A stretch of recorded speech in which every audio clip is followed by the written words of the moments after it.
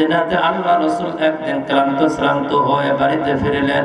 মা আয়েশা ছোট্ট মানুষ ডাক দিয়া বলছে, আয়েশা খুব তৃষ্ণার্ত, আমাকে একটু পানি খাওয়ানো যাবে কি? আয়েশা রাদিয়াল্লাহু তাআলা আনহা বললেন, আমি আমার হাতে ঘটিটা নিয়ে দৌড় দিলাম পানি নেওয়ার জন্য। পানি নিতে গিয়ে বাহিরে যায় দেখে আমার বান্ধবী বালি নিয়ে খেলাধুলা করতেছে। ছোট মানুষ আমি আমার বান্ধবীর সাথে আমিও খেলায় লিপ্ত হয়ে গেলাম। কখন যে পানি নিতে আসছে তাও তো আমার মনে নাই। হুজুর শ্রান্ত হয়ে অপেক্ষা করার পরে হুজুর খুঁজতে বার হলেন, আমার আয়েশা কোথায়, আমার হুমায়রা কোথায়? খুঁজতে গিয়ে দেখেন তার 2-3 জন বান্ধবীর সাথে তিনি মরু প্রান্তে বাড়ির উপরে মদিনায় খেলাধুলা করতেছেন।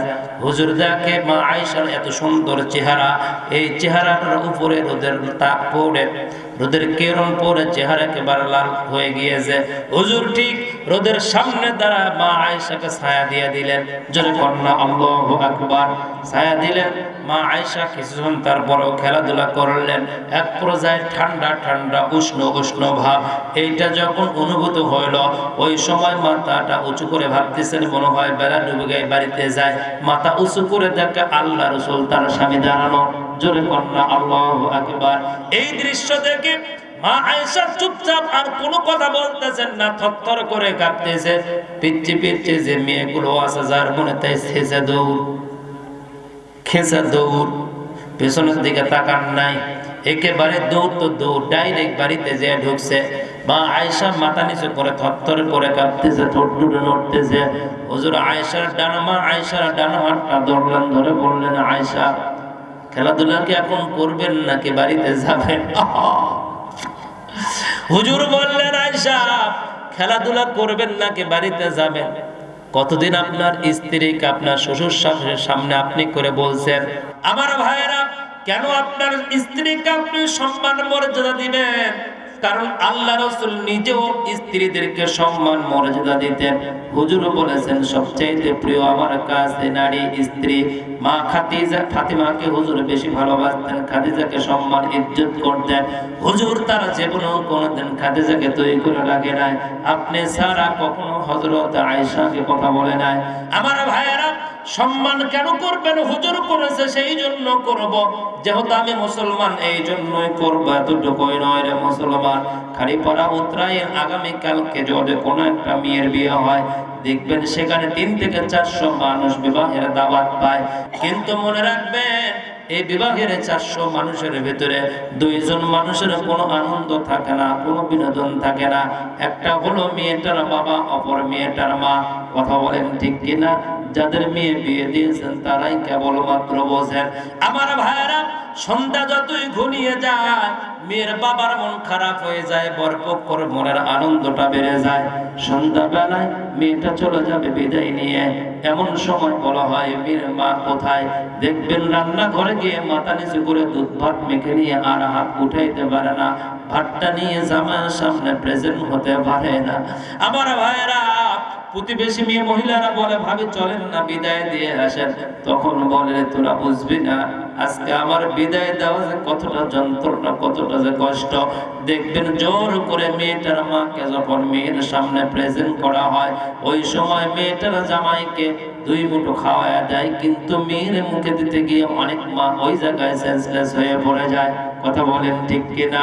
তৎক্ষণাৎ বিবাহের আনন্দের বাড়িটা মৃত্যুর বাড়িতে পরিণত হয়ে যায় রে যুবক। বিবাহের বাড়ি শুধু আনন্দ করবা, কিন্তু বিয়ে থেকে শিক্ষা কেন নাও না? মেয়ের বাবাকে খোঁজার জন্য সবাই ব্যস্ত হয়, কারণ মেয়ের বাবা দরকার হাতে তুলে দেবে কে? জামাই বিয়ের হাতে মেয়েটা উঠে দিতে হবে। খুঁজতে পাওয়া যায় না। বাড়ির পিছনে আম গাছ, জাম গাছ, কাঁঠাল গাছের সাথে হেলান দিয়ে দাঁড়িয়ে চাতক পাখির মতো ভিন্ন একদিকে তাকায় বুকটা ভাসায় দিচ্ছে। এলাকার লোকজন শ্যালক অথবা কেউ গিয়ে বলে, দুলা ভাই আপনার মেয়েটাকে বিদায় দিবেন না? লোকজন সবাই দাঁড়িয়ে তখন বলে, রে আবু সুফিয়ান, তুই কি জানিস না আমার মা? ওইটা আমি কেমনে বিদায় দিই? মাকে কি কখনো কোনো সন্তান বিদায় দিতে পারে? বলে, দুলা ভাই আজকেই কথা বললে চলে না। দুলা ভাই বিধাতার লেখা, বিদায় দিতেই হবে। দুলা ভাই যদি বিদায় না দেন তাহলে কেমনে মান ইজ্জত কি থাকে? তখন এই দুলা ভাই বলে, যা আজকে তুই বিদায় দে। তখন শ্যালক বলে, দুলা ভাই আমি যদি বিদায় দিয়ে দেই বরপক্ষে বিয়ে সাহেবরা বলবে হয়তো বা বর জামাই পছন্দ হয় নাই, সেই জন্য আজকে শ্বশুর সামনে আসতেছে না। জোর করে ডানা ধরে যখন শ্বশুরকে সামনের দিকে নেয়, ওই সময় শত শত মানুষের ভিড়ে মেয়েটার বাবাকে খুঁজতে থাকে, বাবাকে খুঁজতে থাকে, কোথায় আব্বা, কোথায় আব্বা। শত মানুষের ভিড়ে মেয়েটা যখন বাবার দিকে দৃষ্টি চলে যায়, বাবা হাঁটতেছে কিন্তু শরীরে কোনো শক্তি নাই। বাবা একবার সামনের দিকে আগায়, 3 পা পিছনের দিকে যায়, মাথা উঁচু করতে পারে না, একেবারে অপরাধের মতো। দূর থেকে চিৎকার দিয়ে মেয়েটা বলে, আব্বা 7টা দিন হয়ে গেল ডাইনিং টেবিলে 20টা বছর বুদ্ধি হওয়ার পরে একদিন আমাকে স্যার আপনি খান না গো আব্বা রাতের ভাত। 7টা দিন হয়ে গেল কেন আমার সাথে আপনি টেবিলে বসে? আজকে সারাদিন আপনাকে আমি দেখি নাই, চোরের মতো পালায় পালায় ঘোরেন, কারণ কি এমন অপরাধ করলাম আমি আব্বা? আমাকে আপনি কোলে নিয়ে বলতেন ছোটবেলা আপনার মা মারা গিয়েছে, আমি আপনার মায়ের মতো দেখি। আব্বাকে ভালোবাসার কারণে বালিশের নিচে সিঙ্গারা মিষ্টি নিয়ে এসে রাখতেন। আব্বা আমারে আপনি যে বড় ডাক্তার বানাবেন, আব্বা আপনি যে আমার প্রফেসর বানাবেন, সেই স্বপ্ন দেখে ভালো জামা কাপড় পরতেন না। আব্বা আপনি বাজারে ঠিক মতো গিয়ে থাকতেন না, পয়সা খরচ হবে সেই জন্য। আর পয়সা খরচ করতে হবে না, আব্বাকে আর মিষ্টি লুকায় রাখতে হবে না। আব্বা তখন মেয়েকে জড়ায় ধরে বলে, মা তুই বুঝবি না কেন আমি 7 দিন ধরে দেখা করি না। ও মা, যেই দিন থেকে তোর বিবাহের দিন তারিখ ঠিক হয়েছে, ওই দিন থেকে আমি বাবা মনে করে যে আমার মেয়ে কেমনি বিদায় দিব রে, কেমনি আরেকটা বাড়িতে গিয়ে থাকবে রে। ওই বাড়ির মানুষগুলো আমার মেয়েকে কেমন দেখতে পারবে রে। আমার সোনা তো সকালবেলা ঘুম থেকে উঠতে পারে না, আমার মেয়ে তো ঠান্ডা আবার খাইতে পারে না, আমার মেয়ের নাস্তা খাওয়ার অভ্যাস বেশি, পরের ঘড়িতে পাঠায় দিচ্ছে, কেমনে মেনটেন করবে? আর এগুলো যদি মেনটেন না করতে পারে, আমি বাবা শুনলে কেমনে সহ্য করবো? মা গো 7টা দিন ধরে শুধু তোমার চিন্তায় তোমার সামনে বসি না মা। আজকে সকাল থেকে এই পর্যন্ত সবাই খাইছে মা, আমি কিছুই মুখে দেই নেই, শুধু তোমার জন্য। আমার ভাইয়েরা জোর করে মেয়ের বাবার সামনে থেকে টানা হাসরা করে বিদায় নিয়ে যখন মেয়েটাকে চলে যায়, ওই বিবাহের বাড়ির দৃশ্য দেখবেন, মা আর বাবা জায়গায় সেন্সলেস হয়ে পড়ে যায়। কতক্ষণ ঠিক ছোট্ট ভাইটা বোনের আসলা ধরে চিৎকার দিয়া বলা, ফু তাকায় দেখো পিছন দিকে আব্বাও পড়ে আছে, মাও পড়ে আছে, এভাবে রেখে চলে যেও না, আব্বা মনে হয় বুঝবে না। আমার ভাইয়েরা মেয়েদের 3টা জায়গা, একটা হলো মায়ের পেট, অপর হলো বাবার বাড়ি, 3 নাম্বার স্বামীর বাড়ি থেকে কবর।